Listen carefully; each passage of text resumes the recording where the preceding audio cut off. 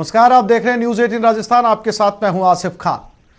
जब वो जिंदा था तब भी उसकी कद्र नहीं थी और जब वो मर गया तो रिश्तों का भी अंतिम संस्कार कर दिया गया। जी हां, एक कलयुगी बहू ने अपने ससुर के शव को घर में लाने से मना कर दिया और वो भी संपत्ति के विवाद में। रिश्तों को शर्मसार करने वाली ये कहानी नागौर की है। देखिए संपत्ति के लिए रिश्तों का अंतिम संस्कार।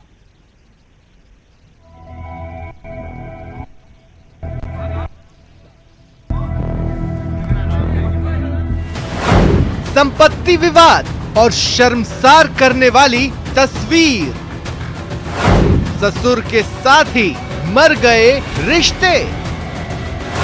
अंतिम संस्कार से पहले बहू की नफरत।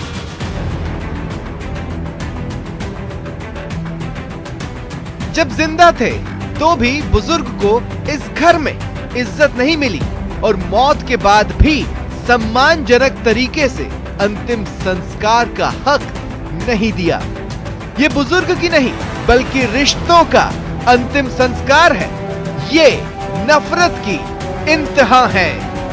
दरअसल नागौर के मौलासर गांव में बुजुर्ग धनराज की मौत हो गई।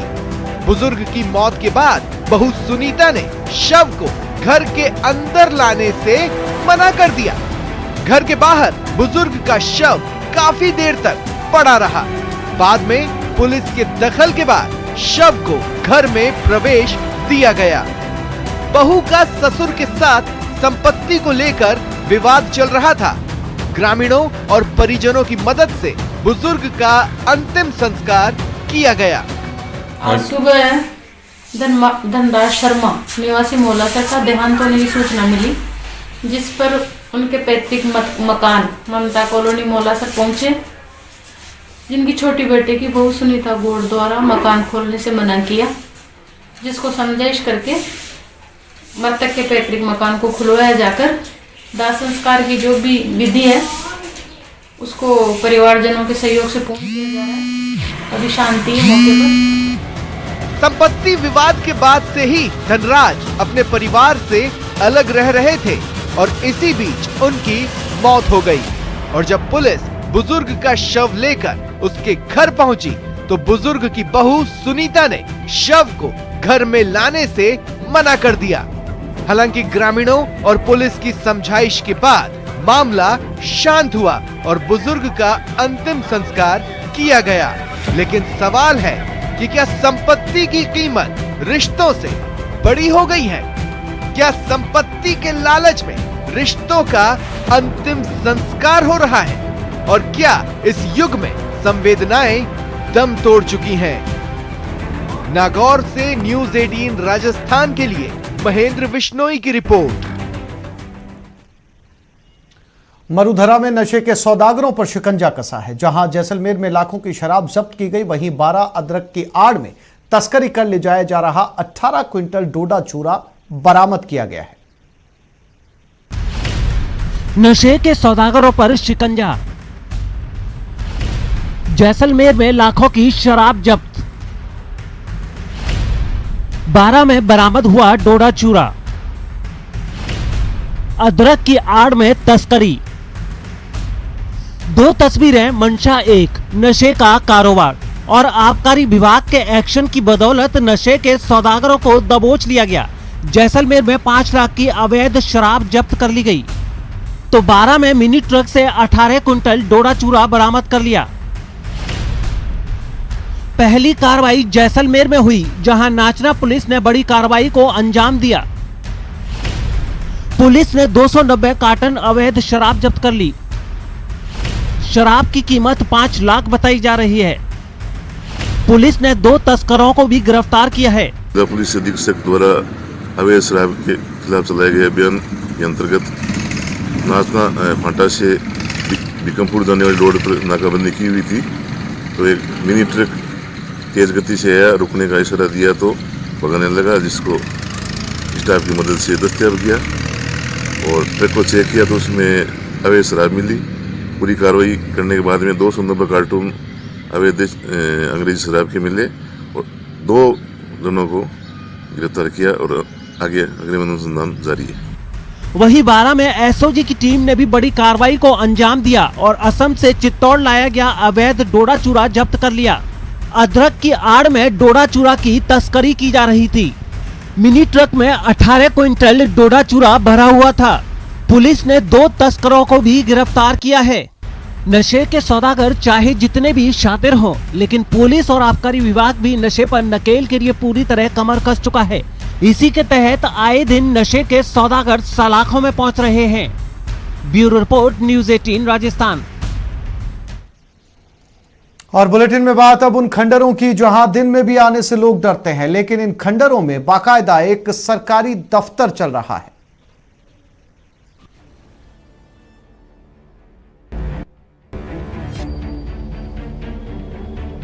खंडहरों से इतिहास झांकता है, लेकिन ये वो इमारत नहीं है जिसमें आप इतिहास टटोलेंगे।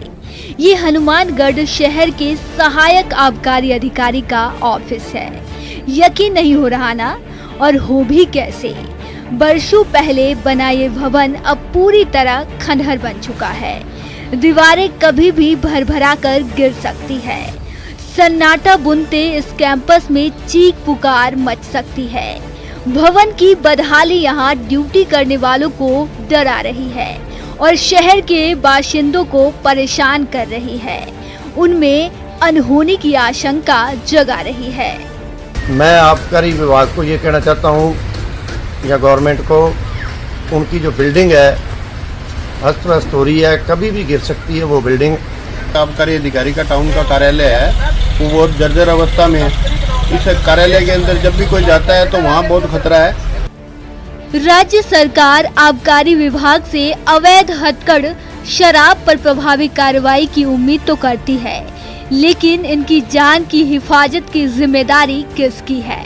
हालत ये है कि कार्रवाई के दौरान जब्त किए गए उपकरण रखने की भी जगह नहीं है, इसलिए बरामद माल खुले में पड़े हैं या फिर उन कमरों में जो कभी भी जमींदोज हो सकते हैं, जबकि वजह सबूत होने के कारण जब्त माल को कभी भी कोर्ट में पेश करना पड़ सकता है।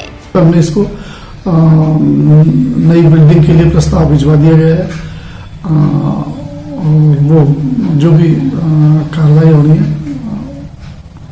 उच्च लेवल से होनी है। कार्यालय के अधिकारी कर्मचारी यहाँ रहना नहीं चाहते, लेकिन राज्य सरकार किराए के मकान के लिए सिर्फ 10,000 रुपए की मंजूरी देती है और 10,000 में ऐसा भवन नहीं मिलता जिसमें जब्त किए गए वाहनों और सामान को भी रखा जा सके।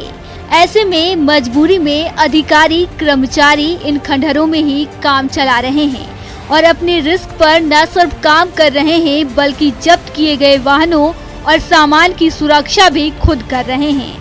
कोई हादसा न हो जाए इसका डर ड्यूटी पर हमेशा लगा रहता है। न्यूज़ 18 राजस्थान के लिए हनुमानगढ़ से राजू रामगढ़िया की रिपोर्ट।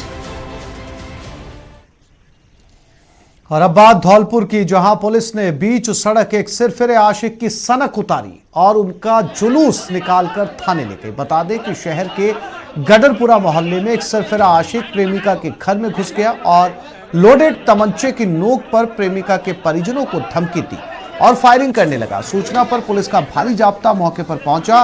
पुलिस को देख सिरफिरे आशिक ने फिर से ड्रामा शुरू कर दिया। आशिक कभी हथियार को अपने सिर पर लगाकर पुलिस को आत्महत्या की धमकी देता, तो कभी पुलिस के ऊपर भी हथियार तानकर गोली चलाने की धमकी देता।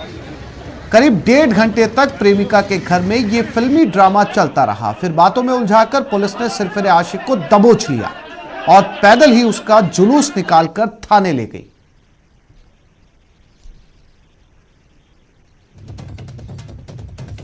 और आपको टीवी स्क्रीन पर 3 तस्वीरें दिखाते हैं। पहली तस्वीर जिसमें यह सिरफिरा आशिक पुलिस के हत्थे चढ़ा, दूसरी तस्वीर में पुलिस ने उसका जुलूस निकाला बीच मोहल्ले से, और तीसरी तस्वीर जहां पर लोगों ने उसका तमाशा देखा।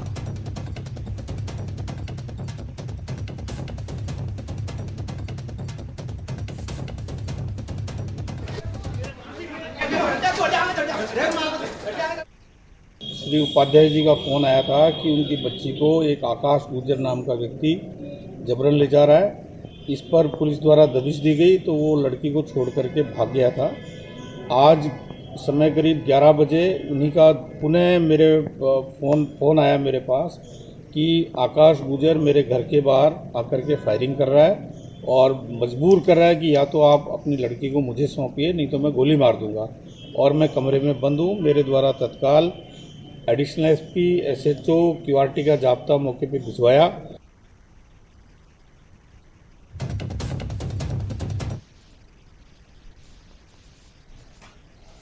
जयपुर में एसीबी ने बड़ी कार्रवाई को अंजाम दिया और विद्याधर नगर थाने में तैनात एएसआई राधेश्याम यादव को 1 लाख रुपए की रिश्वत लेते गिरफ्तार किया। एसीबी ने दलाल को भी पकड़ा है।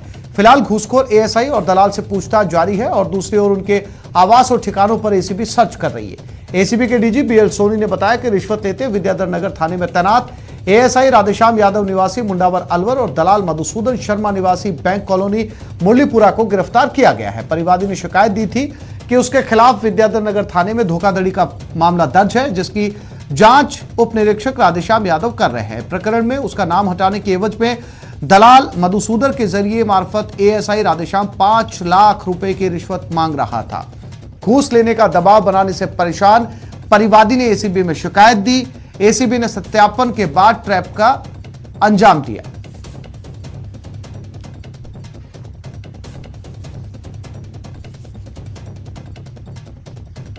एसीबी की कार्रवाई जो है वो लगातार जारी है। आपको तस्वीरों के माध्यम से दिखाना चाहेंगे कि किस प्रकार से जो है वो ये जो अब चूंकि दोनों आरोपियों को गिरफ्तार कर लिया गया है, इस लिहाज से अब जो नोट बरामद हुए हैं उन्हें सील करने का काम जो है वो इस वक्त एसीबी के जो तमाम अधिकारी कर्मचारी हैं वो यहाँ पर करते हुए नजर आ रहे हैं। और ये आप नोट देख सकते हैं, ये 500 के जो बंडल दिख रहे हैं, 1 लाख रुपए की रिश्वत जो है वो यहाँ पर ये दो जो शख्स आपको तस्वीरों के माध्यम से दिख रहे हैं, ये एएसआई राधेश्याम है और उनके साथ में जो दलाल जो प्राइवेट व्यक्ति जिसे पकड़ा गया है मधुसूदन शर्मा, उसे जो है वो यहाँ पर गिरफ्तार कर लिया गया है। और थाने के गेट के बाहर हुई है और परिवादी हमारे पास आया था, उसने बताया था उसके विरुद्ध एक मुकदमा है 420 IPC का, जिसमें जो अनुसंधान अधिकारी है श्री राधेश्याम जी, वो उनसे 5 लाख रुपए की डिमांड कर रहे थे उनको मुकदमे से निकालने के लिए और सहायता करने के लिए।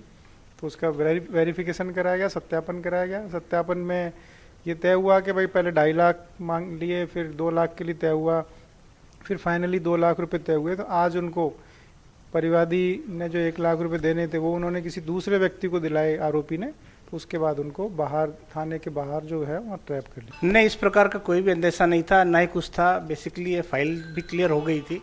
ये कब किससे बात करी इसने, इसका कोई भी हमें जानकारी में नहीं था। इस प्रकार के जो व्यक्ति हैं आपके थाने की छवि खराब होती है? बिल्कुल होती है, थाने की क्या पूरे पुलिस महकमे की खराब होती है। इस प्रकार से तो कार्रवाई यदि वो करता है। यहाँ एक छोटे से ब्रेक के लिए रुक रहे हैं, जल्द लौटते हैं।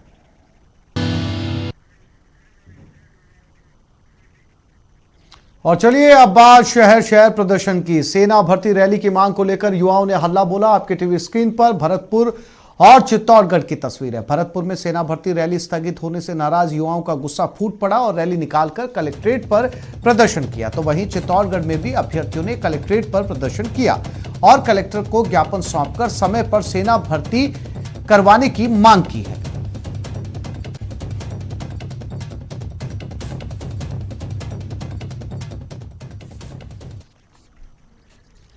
सेना भर्ती रैली को स्थगित किए जाने पर भरतपुर में युवाओं का गुस्सा फूट पड़ा और हजारों की संख्या में युवाओं ने लोहागढ़ स्टेडियम से आक्रोश रैली निकाली। इसके बाद कलेक्ट्रेट पहुंचकर जमकर विरोध प्रदर्शन कर नारेबाजी की गई।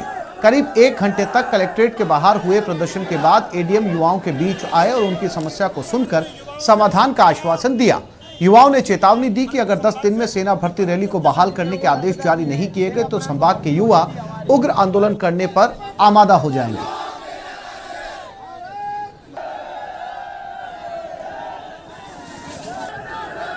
चित्तौड़गढ़ में भी सेना भर्ती को लेकर अभ्यर्थियों ने कलेक्ट्रेट पर प्रदर्शन किया और कलेक्टर को ज्ञापन सौंपा। अभ्यर्थी समय पर सेना भर्ती करवाने की मांग कर रहे हैं। अभ्यर्थियों का कहना है कि समय पर भर्ती नहीं होने से कई युवा एज लिमिट क्रॉस कर जाएंगे। ऐसे में सभी के भविष्य का ध्यान रखते हुए समय पर भर्ती करवाई जाए।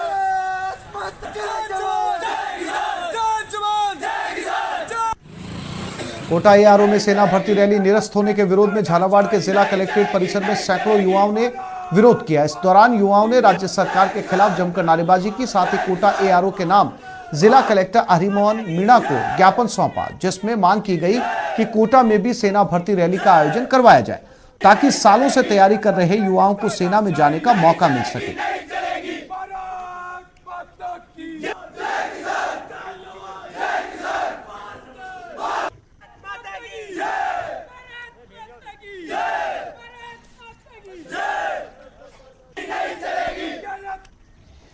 और अब आपको सीधा लिए चलते हैं जोधपुर, जहां से सांस्कृतिक विरासत का जलवा आपको नजर आएगा। लाइव तस्वीरें। कोरोना काल के बाद पहला सांस्कृतिक कार्यक्रम लोकानुरंजन मेले का आगाज हो चुका है। 9 राज्यों के कलाकार इसमें अपनी प्रस्तुति दे रहे हैं। जोधपुर के टाउन हॉल में इस कार्यक्रम का आयोजन किया जा रहा है।